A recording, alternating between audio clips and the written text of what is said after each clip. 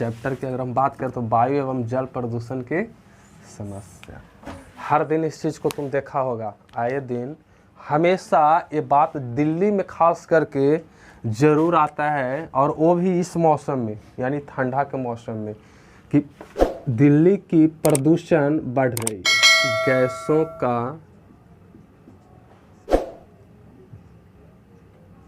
नाम, ठीक है। वायुमंडल में है कौन कौन सी गैसें? हाँ बोलो।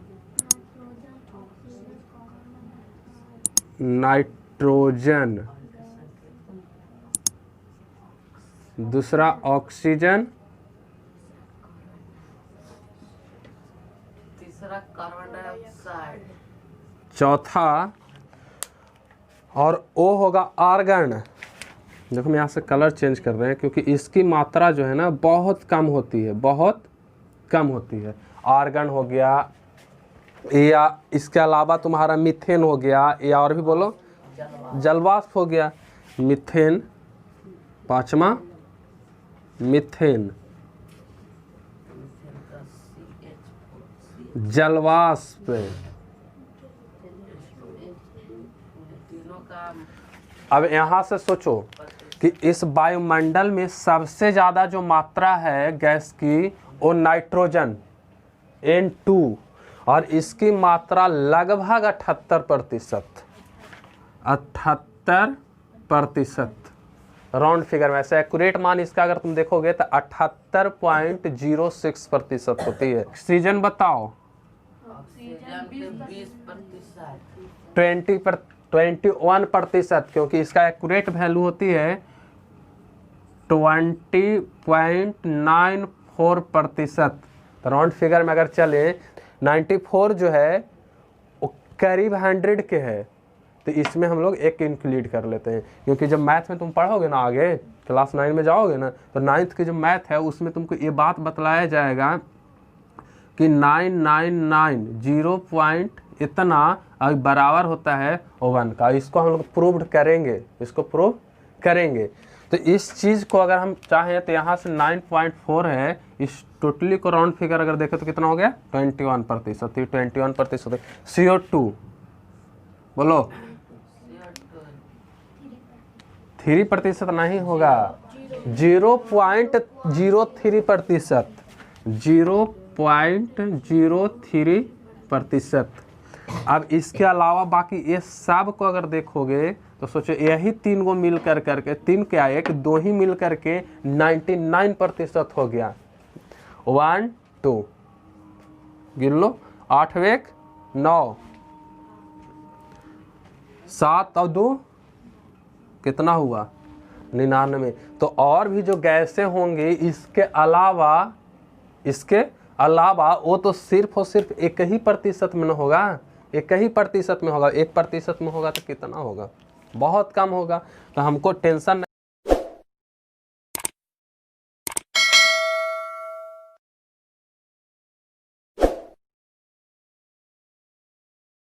खास फर्क नहीं पड़ता है। इस सब मिलकर के कितना है, हाँ 1% के अंतर्गत ये सब आ जाएंगे। 1% में ये सब के सब। देखो प्रदूषण, हम कह सकते हैं ना कि प्रदूषण क्या, व्हाट इज पॉल्यूशन, है ना। तो प्रदूषण की अगर हम बात करें ना, तो प्रदूषण का अगर शाब्दिक अर्थ खोजोगे तो प्रदूषण का मतलब होता है गंदगी। प्रदूषण मतलब गंदगी, गंदगी। और गंदगी कौन नहीं जानता, बताओ। कोई ऐसा व्यक्ति है जो आज तक नहीं गंदा वर्ड का यूज किया होगा, समझा रहा है। और गंदा कहने का मतलब गाली गलौज नहीं, मतलब नहीं बोलता है गंदगी लगा के रख ले है एक मन। अब एक मन रहे चाहे ना, लेकिन लोग बोल देता है कि एक मन गंदगी लगा के रख ले। तो गंदगी का अर्थ प्रदूषण से है, गंदगी का अर्थ प्रदूषण से है। तो ऐसा अगर हम बात करूं तो इसका अर्थ सिर्फ यही ना है कि कोई भी चीज़ें गंदगी प्रदूषण कहलाएगी कब, जब वह कारक जो हमारे लिए हानिकारक हानिकारक हो। ये वर्ड ढेर सारा व्यक्ति को तुमने ये बात कहते सुना होगा कि कार्बन डाइऑक्साइड प्रदूषक है। अरे प्रदूषक कैसे हुआ? वो प्रदूषक नहीं है। अगर वो नहीं रहेगा तो पेड़ पौधा कहाँ से CO2 ग्रहण करेगा। और तुम पहले ही से पहले वाला चैप्टर में पढ़ा था, जब पौधों में पोषण पढ़ रहा था, तो उसमें एक वर्ड ये भी आया था कि जो पेड़ पौधे हैं प्रकाश संश्लेषण की क्रिया करते हैं, तो उसमें CO2 की आवश्यकता होती है। पढ़ा था ना। अब जब ये रहेगा ही नहीं तो पेड़ पौधा कहाँ से जीवित रहेगा? नहीं रहेगा। और जब पेड़ पौधा ही जीवित नहीं रहेगा तो हम लोग कहाँ से रहेंगे? हम लोग रह सकते हैं? नहीं रह सकते। तो जब पेड़ पौधा ही नहीं तो हम लोग कैसे रहेंगे? क्योंकि हम लोग को जो खाना पीना देता है, व्यवस्था करता है, वो पेड़ पौधा ही है। तो पेड़ पौधा एक चीज़ और है कि पेड़ पौधा ये लेता जरूर है लेकिन ये देता नहीं है। पेड़ पौधा देता नहीं है। पेड़ पौधा इस CO2 को ले करके और देता है O2, देता है O2। और O2 देता है तो फिर क्या दिक्कत है? हम लोग तो O2 ही लेते हैं। हम लोग इस गैस को लेते हैं, O2 को, और O2 को लेते हैं तो टेंशन ही नहीं है। अब एक चीज़ और कि वह कारक जो हमारे लिए हानिकारक है उसको क्या बोलेंगे? गंदगी। और गंदगी का अर्थ क्या होता है? प्रदूषण। तो प्रदूषण की अगर हम यहाँ से रिलेट करूँ तो एक डिफिनेशन अगर हम लोग तैयार करें, इसीलिए हम लोग को कभी भी गंदगी नहीं फैलाना चाहिए। तो फिर हम लोग भी बन जाएंगे उस दिल्ली वालों की तरह, 200 रुपया देंगे और ऑक्सीजन लेंगे। समझा? तो ऐसा नहीं है। तो इसमें अब हम लोग आते हैं इसके मेन मुद्दा पर, ठीक है। और मेन मुद्दा इस चैप्टर का है कि वायु प्रदूषण होता क्या है। लेकिन एक चीज़ और समझना कि वायु प्रदूषण समझने से पहले इस वायु में उपस्थित वैसे कण जो वायु को प्रदूषित करते हैं वो हो क्या सकता है। तो होने के लिए तो प्रदूषण में हमारे पास क्या क्या आ जाएगा बताओ? प्रदूषण करने वाले कारक में गंदगी के रूप में फैक्ट्रियों से निकलने वाला गैस, फैक्ट्री से निकलने वाले गैस, और फैक्ट्री से निकलने वाले गैस हो गया, प्लास्टिक हो गया, प्लास्टिक हो गया, या इसके अलावा और भी बहुत सारे मटेरियल्स हैं जो क्या है? प्रदूषक है। प्रदूषक वर्ड का अर्थ होता है ना जो प्रदूषण फैलाता है। प्रदूषक किसको कहते हैं? तो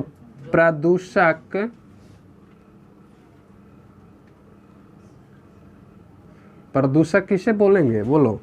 तो प्रदूषक वह कारक है ना जिसकी वजह से गंदगी फैलती है। जैसे इसमें प्रदूषक की बात करोगे ना तो प्लास्टिक आ जाएगा। प्लास्टिक हम लोग को सुविधा जरूर देता है लेकिन हम लोग के लिए हानिकारक है। सुविधा देने से कोई लाभदायक नहीं होता है। गलत लिख दिए। तो प्लास्टिक की अगर हम बात करें ना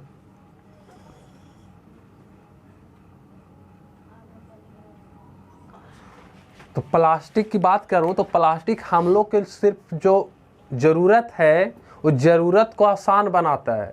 ज़रूरत को आसान बनाता है, ना कि ये हमारे लिए लाभदायक है। कैसे लाभदायक हो सकता है? हम लोग प्लास्टिक थोड़ा ना खाते हैं। खाते हैं। ये तो हम अपनी सुविधा के लिए अगर सब्जी खरीदने गए तो प्लास्टिक में दे दीजिए, टांग करके बड़ी शान से चलाते हैं। लेकिन पता नहीं है कि प्लास्टिक कितना डेंजर होता है। बहुत। कभी भी लाइफ में कभी भी वो तुमको छोड़ेगा नहीं, मतलब गलेगा ही नहीं। जहाँ तुम जिस खेत में उसको दबा दोगे ना उस खेत में वैसे ही रह जाएगा, कभी वो गलता नहीं है। या इसके अलावा एक चीज़ और है, DDT। इसके बारे में तुम लोग अभी जानता नहीं होगा लेकिन DDT भी जो ऐसा चीज़ है ना वो कभी घुलता नहीं है। मतलब ये भी कभी ख़त्म नहीं हो। पता है बिहार में प्लास्टिक बंद हो गया था कुछ दिन पहले और इसकी जगह पे चला था जैविक प्लास्टिक। नाम सुना होगा। उस समय पूरा एकदम छैले था। लेकिन ऐसा कानून बना कि लोगों को खुशी हुई कि प्लास्टिक बंद हो गया इंडिया बिहार में। लेकिन ऐसा कहो नीतीश कुमार के किसको जो भी बोलो तो वो फिर से क्या किए? प्लास्टिक शुरू कर दिए। तो बताओ जो काम अच्छा हुआ था उसको फिर से शुरू करके क्या ज़रूरत था? आदमी नहीं चल रहा था। 1-2 महीना 3 महीना बंद हुआ था ना तो क्या आदमी मर गया था प्लास्टिक बिना? क्या ज़रूरी थी फिर से चालू करने की? देखो पूरा भर भर के लोग ला रहा है, और जबकि उस समय बहुत हद तक कंट्रोल हो गया था प्लास्टिक पे। मेरे ख्याल से लगभग अगर मान के चलो ना तो 90% प्लास्टिक के जो खास करके जो डेली यूजेज वाला प्लास्टिक है वो बंद हो गया था। और ब्लैक वाला जिसमें सब्जी लाता था लोग, उसके जगह पे नया प्लास्टिक लाया था, और उस प्लास्टिक का नाम था जैविक प्लास्टिक। जैविक प्लास्टिक कहने का अर्थ होता है ना कि वैसा प्लास्टिक जो कुछ दिन के बाद अपने आप गल जाएगा, ख़त्म हो जाएगा। इस प्लास्टिक की भांति वो प्लास्टिक नहीं रहेगा, नहीं रहता है। वो नहीं रहता है तो उसको हम लोग के अच्छा ना था हम लोग के लिए कि वो क्या होता, खेत में भी जाता तो कुछ दिन के बाद वो क्या होता, ख़त्म हो जाता। जला भी देते उसको तो कुछ दिन के बाद मतलब जो राख उसका होता वो ख़त्म हो जाता पूरी तरह से। लेकिन होता है ऐसा? तो प्रदूषक का कारक नहीं है, ये भी बहुत हद तक है, जो कि बिहार में बंद हुआ था लेकिन फिर से लोग इसको चालू कर दिया, जो कि नहीं होना चाहिए था। दूसरी बात और भी तुम देख सकते हो, आजकल फंक्शन जो होता है किसी भी तरह के, कोई पार्टी वगैरह, तो उसमें लोग एक पत्तल खाने वाला थाली प्लेट का यूज करते हैं जो फोम का होता है। देखा है ना, हर कोई देखता है, सुविधा मिलता है, सस्ता मिलता है, 15 रुपया में 25-30 को मिल जाता है, उठा करके लोग लान के रख देता है, खाए कराने फेंक दो। और वो फेंकने के बाद क्या करता है, उसको ऐसे लोग छोड़ देता है। अरे खाना खाएगा तो उसको ले करके लोग अपना अपना घरे चला जाता है कि फिर अगला दिन खा ला होता है, लोग उसको फेंक देता है। और फेंकता है तो याद करो कि जैसे ही फंक्शन ख़त्म होती है, बताओ तो क्या इतना आदर्श ईंधन है कि एक ठो भी धुआं ना देगा? है ऐसा धुआं कि जो व्यक्ति इसको जला रहा होता है वहाँ पास एक जिस साइड धुआं देता है उस साइड वो टिक नहीं पाता है। टिक पाता है? आप सोच करके देखो तो कि धुआं जाएगा कहाँ? धुआं कहाँ जाएगा? वायुमंडल में जाएगा। और वायुमंडल में जाएगा तो बताओ क्या ये इसको जाने से ये जो वायुमंडल है, वायुमंडल जो इसमें मौजूद है, वायुमंडल में इस गैसें मौजूद है, क्या इसको स्थिर रखेगा? नहीं, स्थिर नहीं। जैसे तुम एक कहावत भी सुना होगा कि सैकड़ों आम के बीच में एक आम अगर सड़ल है, एक आम अगर सड़ा हुआ है तो कैपेसिटी रखता है कि कुछ दिन के बाद पूरी आम को सड़ा देगा। सिर्फ एक आम उसमें सड़ल है और बाकी पूरी आम को क्या करता है? सड़ा देता है। लेकिन कभी पूरा आम, मतलब अगर 100 आम में एक आम क्या है, सड़ा हुआ है, लेकिन 99 आम जो है वो तो अच्छे हैं। तो अच्छा आम है तो सोचो वो 99 मिल करके एक सड़ा हुआ आम को ठीक कर सकता है? कभी नहीं कर सकता है। और कभी कर भी नहीं सकता है तो इससे बढ़िया है ना कि इसको यहाँ छोड़ने से अच्छा कि इसको निकाल करके तुम फेंक ही दो। इससे निकाल करके फेंक दो, और फेंकोगे तो 99 जो मैंगोज हैं, आम है, वो क्या हो जाएगा? पूरी तरह से जाएगा, सुरक्षित रह जाएगा। और सुरक्षित रह जाएगा तो जैसे कि तैसे एकदम हम लोग कभी भी इसको यूज कर सकते हैं। लेकिन वो एक की वजह से बार बार सड़ता है कि नहीं सड़ता है? तो सेम समस्या यहाँ हो चुका है, कुछ चंद लोगों की वजह से है ना। प्लास्टिक से ऐसा नहीं है कि नुकसान था, मतलब जैविक प्लास्टिक जब चला था तो उससे ऐसा नहीं था कि हम लोग को नुकसान था, कोई नुकसान नहीं था। जबकि याद करो डेली लाइफ में हम लोग बहुत सारा ऐसा काम है जिसमें हम लोग प्लास्टिक लाते हैं, प्लास्टिक का उपयोग करते हैं, कोई नुकसान नहीं था, फिर भी लोग उसको बंद करवा दिया और फिर से यही प्लास्टिक चालू। पूरा नाम था यूनियन कार्बाइड फैक्ट्री, हम नाम यहाँ लिख रहे हैं, यूनियन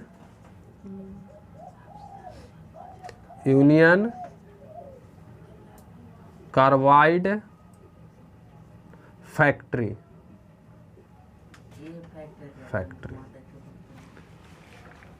रियली में कहो ना तो जो औद्योगिक विकास के क्षेत्र में जो भी कंपनियां आती है, उस कंपनी के या उसके लिए ये जो 2 और 3 दिसंबर का जो डेट था वो समझो ना तो एक काला दिन के रूप में जाना जाता है। काला दिन, बहुत खतरनाक घटना हुई थी इस समय। हुआ क्या था कि 2 से 3 दिसंबर को जो मध्य रात्रि होता है ना, मध्य रात्रि हम लोग बोलते हैं जो मिडिल करीब 12 बजे के आसपास, वो मध्य रात्रि होता है।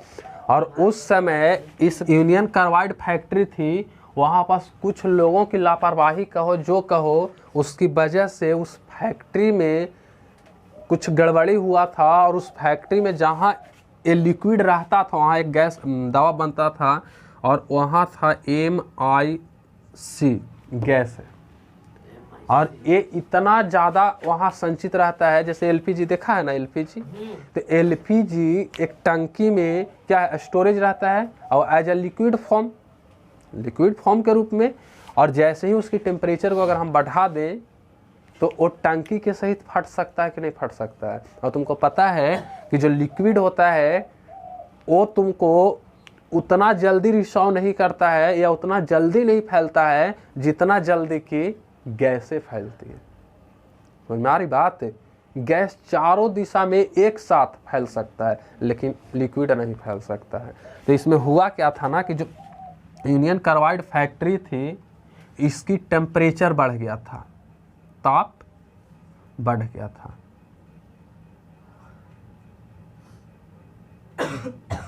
ताप बढ़ गया था, और ताप बढ़ने से हुआ क्या कि ये जो लिक्विड में था MIC, वो अब गैस का रूप धारण कर लिया, गैस का। और गैस का रूप धारण किया तो पता है इसका शुरू हुआ रिसाव।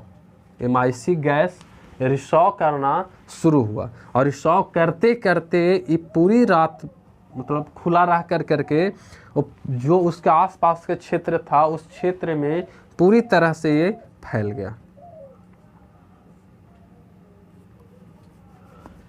पूरी तरह से फैल गया। अब फैल गया तो सोचो तो कि मिडिल नाइट है घर पे, और ये ऐसा गैस है कि जब तुम्हारे अंदर में प्रवेश करेगा तो तुम्हारे फेफड़ा के अंदर में पानी भर देता है, पानी। और फेफड़ा पानी के लिए नहीं बना है, ये बना है ऑक्सीजन चूसने के लिए।